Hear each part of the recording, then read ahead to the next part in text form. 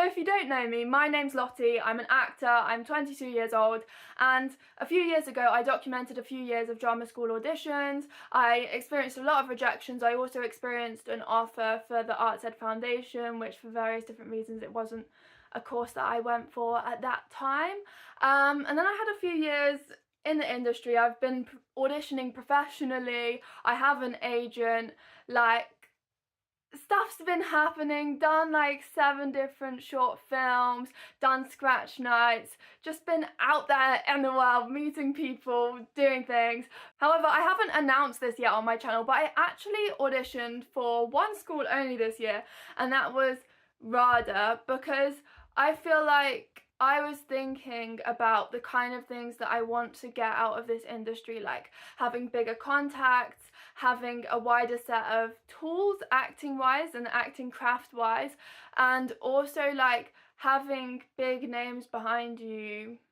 in your training and in your credits and stuff does help. So I thought that I'd explore drama school again as an option and audition and just see what happens, because I think it's nice to be able to explore lots of different options in the industry, audition for different things and just see how it goes and see how you find it. So I taped for RADA and I'm here to announce that I have now also sent in my tape for round 2, which is interesting because if you know my drama school audition history, when I auditioned when I was 17, I got like 11 rejections first round. So I feel like it's a big full circle moment, because like I've gone from that to being recalled to one of the top drama schools in the country, and it is a 4-round process, so that is also a thing. Like, I'm not at the end of the process, but I'm just grateful for the opportunity to be seen again, and I think that it's really nice to know that I can get recalled for these schools, and I think I have changed a lot in these years, and they do say that life experience does help and they want people with life experience, and I think there are various different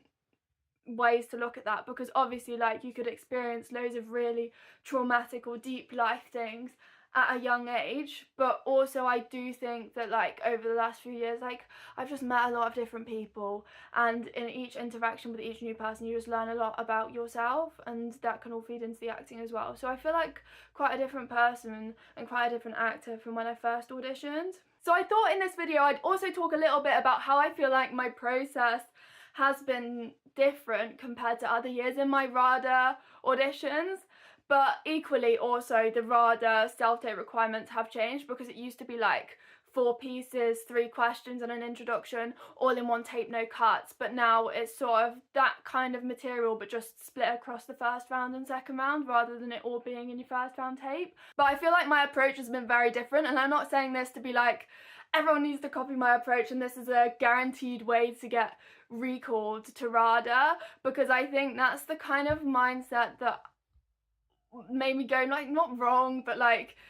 you get what I'm trying to say, like wasn't ideal in my first years, because I didn't know loads of people auditioning for drama school. So I did so much research, I did so many audition prep classes, I was working on my speeches all the time, I had an audition coach, I had an acting coach, I had a youth theatre, I was doing all of these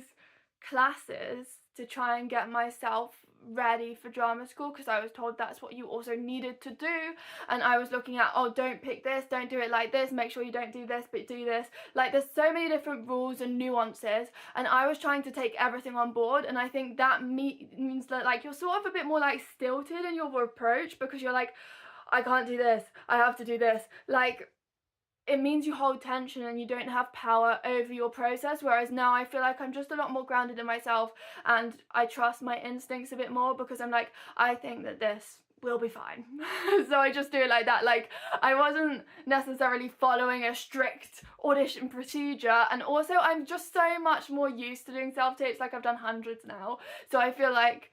just being in the industry for a while, like obviously there is that kind of feeling that you have to hold yourself together and hold your nerve and be able to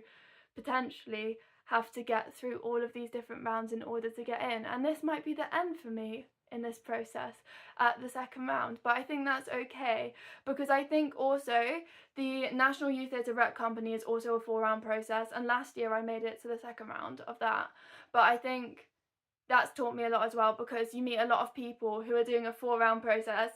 every year, and sometimes people will get to the 3rd round one year and then they'll get rejected 1st round the next year, and like, you just sort of learn that that can happen in an audition process, and you're not gonna, it's not like a linear thing. So I think I'm just surrendering to whatever will happen and just trying to have fun with it. But I think something that I've done this year is I've really just gone with what felt right for me. Like, there's a full length shot that you're meant to have for your introduction and your first classical speech, and my first classical speech was Helena from All's Well That Ends Well, where she says, "Then I confess here on my knee before high heaven and you," and she's basically confessing that she loves this woman's son and she's grown up with them, and she's feeling like she has to confess that, and she says here on my knee, so that means like kneeling down. So I thought textually it makes sense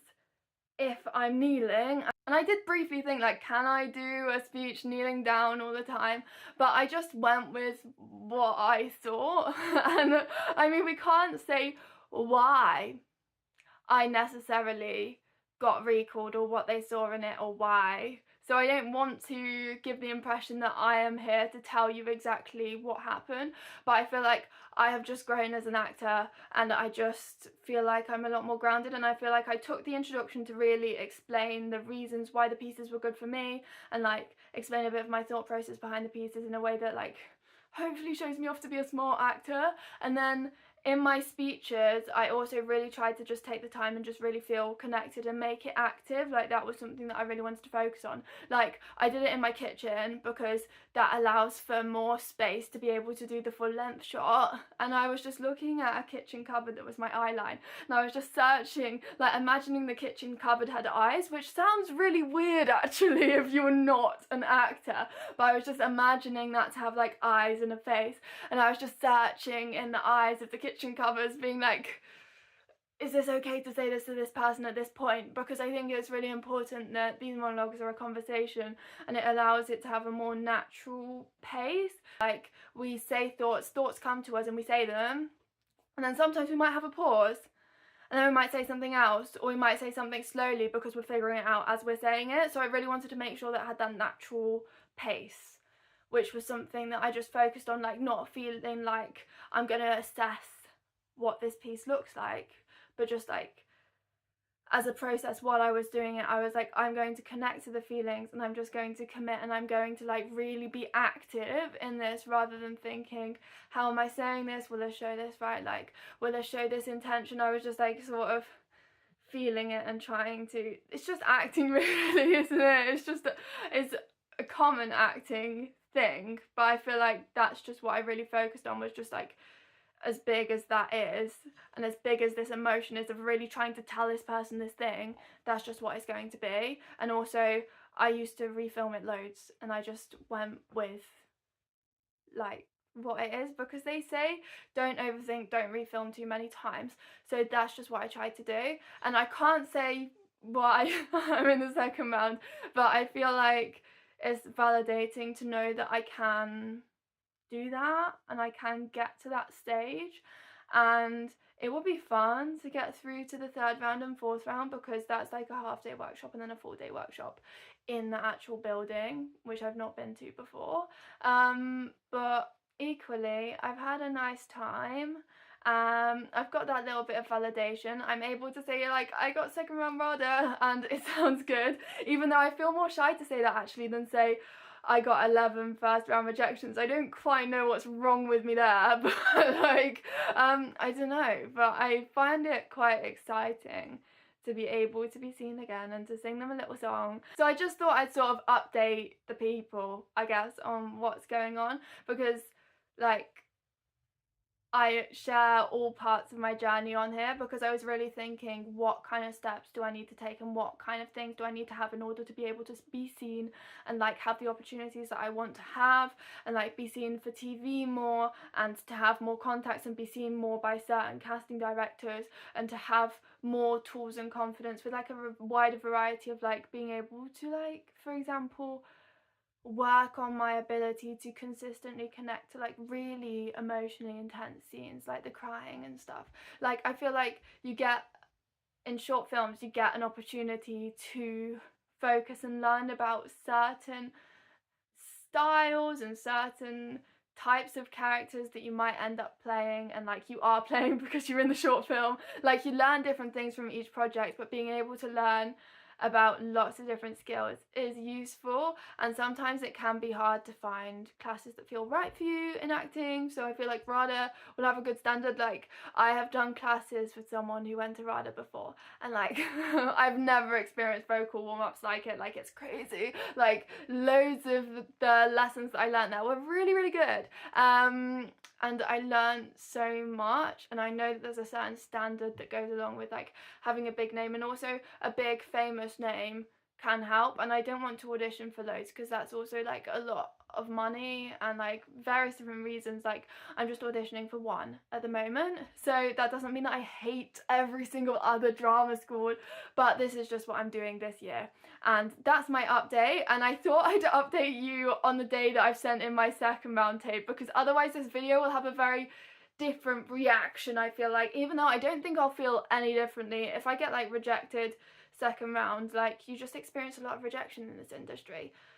so that'll be like normal, but I feel like it would gain a bit of a different level of engagement in the comments, because I think also people outside the industry as well, maybe like they don't realize how common, once you're in the industry, just getting rejections for loads of things is. Like, there's some people who do big roles and then get rejected for like first round for loads and loads and loads of things, because that's just how